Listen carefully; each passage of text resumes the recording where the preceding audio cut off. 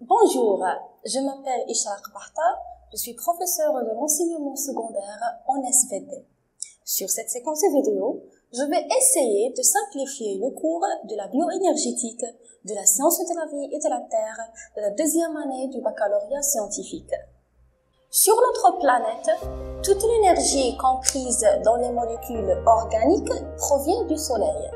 L'énergie entre dans la biosphère sous forme de lumière et en sort sous forme de chaleur. Pour se produire de l'énergie, la cellule dégrade des molécules organiques et procède progressivement, étape par étape, avec de nombreux composés intermédiaires.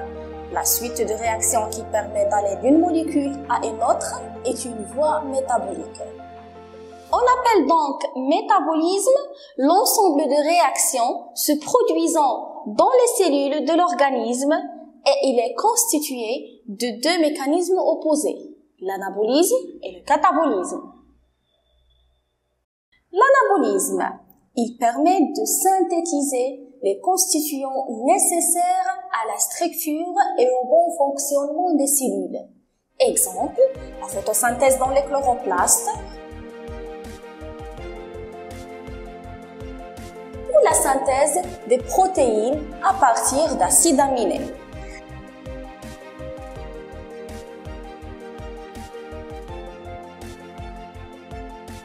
À l'inverse, le catabolisme permet d'extraire l'énergie des nutriments par dégradation. Et faites attention, l'anabolisme, synthèse, le catabolisme, dégradation des molécules énergétiques en composants élémentaires de structures plus simples pour finir par l'oxydation complète des biomolécules en CO2 et H2O. Exemple, la respiration cellulaire dans les mitochondries.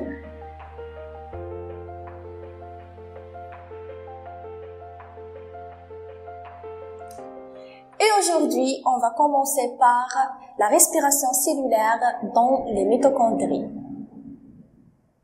Pour fonctionner, une cellule a besoin d'énergie apportée par la respiration cellulaire.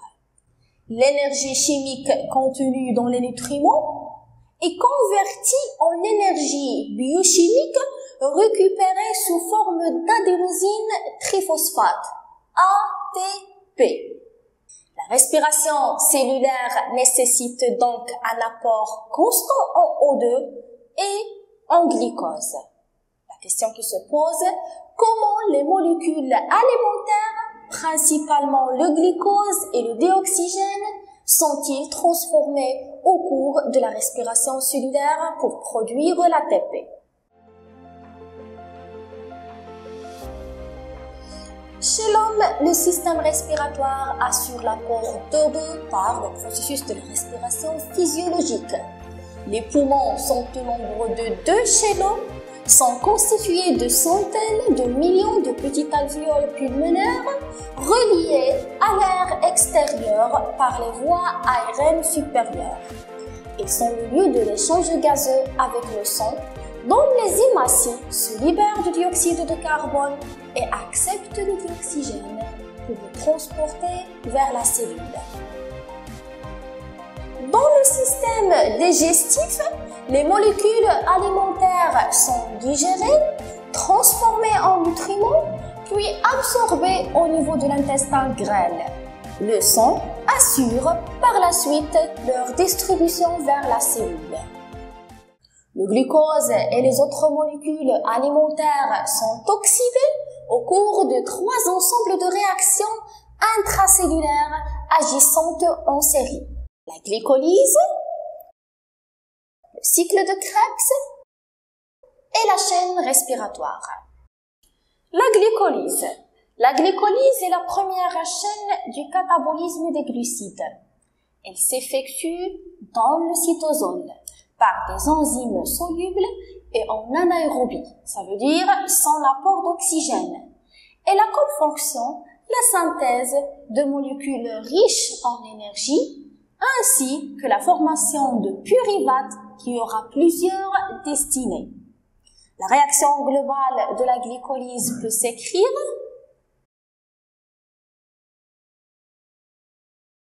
Ce processus convertit une molécule de glucose en deux molécules de pyruvate avec production concomitante de deux molécules d'ATP.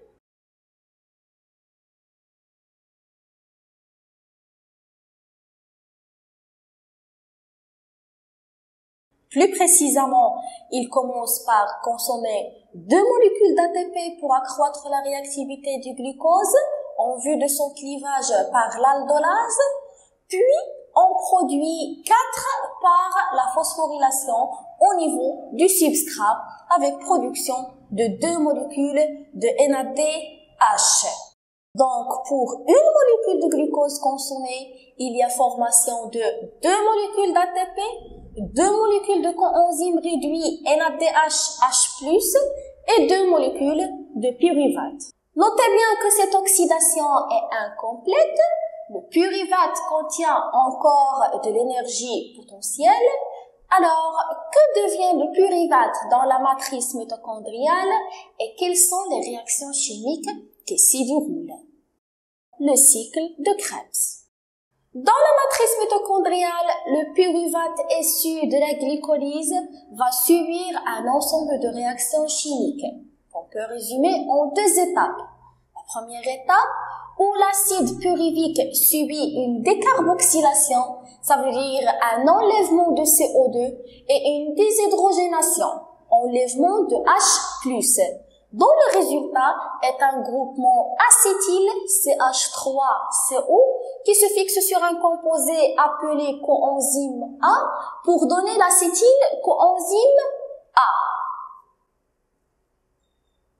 La deuxième étape, l'acétyl coenzyme A se fixe sur un corps en C4 pour donner un composé en C6.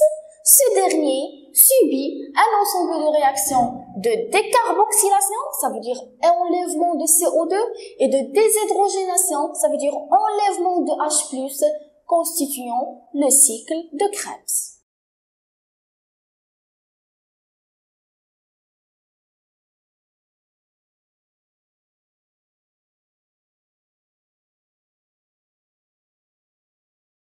Le NADH, H+, et le FADH2 issus de la série de la déshydrogénation vont être oxydés par la chaîne respiratoire pour produire davantage d'ATP. L'équation bilan de cycle de Krebs est... Ça veut dire que pour une molécule d'acide pyruvique consommée, il y a production de 4 NADH, H+, un FADH2, un ATP et 3 CO2. Et sachant que chaque molécule de glucose produit deux molécules d'acide pyruvique, donc chaque molécule de glucose établit deux cycles de Krebs et alors on multiplie les produits fois 2. La question qui se pose à ce point-là est comment sont réoxydés les coenzymes réduits pour que le phénomène prédure. La chaîne respiratoire au cours de la phosphorylation oxydative par la chaîne respiratoire sur la membrane interne de la mitochondrie.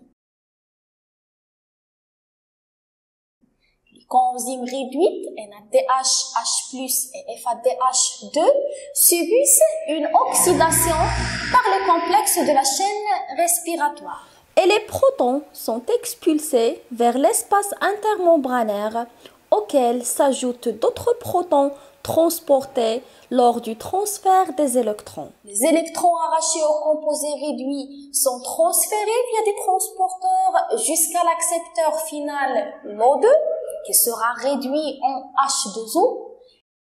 Il se forme un gradient de protons transmembranaires. Les protons rejoignent la matrice en activant les sphères pédonculaires, ce qui est à l'origine d'une synthèse d'ATP à partir d'ADP plus PI. Le couplage des réactions d'oxydoréduction et de phosphorylation donne à cette phase le nom de phosphorylation oxydative. Donc, l'NADH, H+, effectue le transport des protons par les complexes C1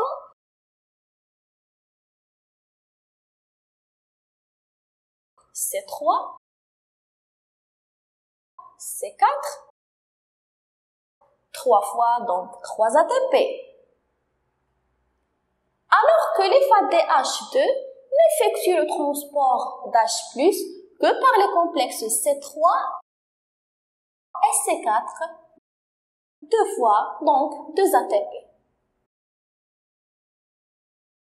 Pour calculer le bilan énergétique de la respiration cellulaire, je vous propose le document suivant. On sait déjà que la respiration cellulaire produit au cours de la glycolyse 4 ATP, dont 2 sont consommés pour accroître la réactivité du glucose en vue de son clivage par l'aldolase. Donc le bilan net de cette étape est de 2 ATP. Au cours de la glycolyse, on a aussi la production de 2 NADH H+, qui donnera par phosphorylation oxydative 6 ATP, 3 ATP par chaque NADH H+. L'étape suivante de l'oxydation de l'acide pyruvique produit par la transformation de chaque acide pyruvique à l'acétylcoenzyme A en NADH H+, donc 3 ATP après phosphorylation oxydative. Et durant le cycle de Krebs, une molécule de GTP équivalente à une molécule d'ATP, 3 NADH H+, donc 3 fois 3, 9 ATP et un FADH2 qui donne par phosphorylation oxydative 2 ATP.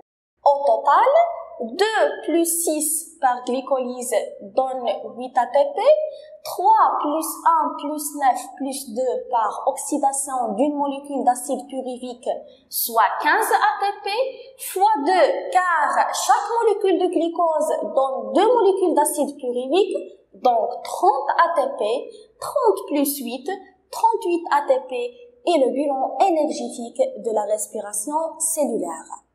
Donc, l'équation globale de la respiration cellulaire est la suivante. La question qui se pose à ce point-là, est-ce que la respiration est notre seule source d'énergie? La réponse sera détaillée sur la vidéo suivante.